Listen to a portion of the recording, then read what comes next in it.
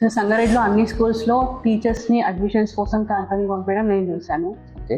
ఇక్కడ శ్రీహర్ష విద్యాలయంలో ఇప్పటివరకు ఏ teacher campaigning కోసం అడ్మిషన్స్ కోసం బయటకు వెళ్ళలేదు.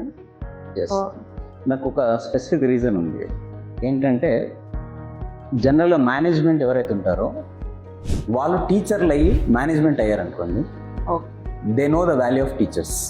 సో మేమందరం కూడా 5 మందిని కూడా మేము టీచింగ్ ప్రొఫెషన్ నుంచి మేనేజ్మెంట్కి వచ్చాం.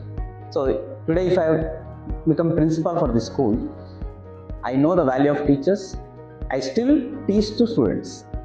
అందుకే మా స్కూల్లో వర్క్ చేసే టీచర్స్ అందరికీ ఆ వాల్యూ ఉండాలనేది మా intention.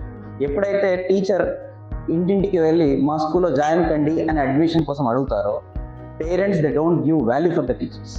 So that is the reason we have decided not to send our school teachers for admission purpose, and that is the responsibility of the management. So మేనేజ్మెంట్గా మేమేం చేస్తాము, అడ్మిషన్స్ గురించి మేమేం ప్రయత్నం చేయాలో మేము చేస్తాం. టీచర్స్ ఇన్సైడ్ ద స్కూల్ వాళ్ళు చేయాల్సిన వరకు పర్ఫెక్ట్గా చేస్తే అడ్మిషన్స్ ఆటోమేటిక్ వస్తాయి.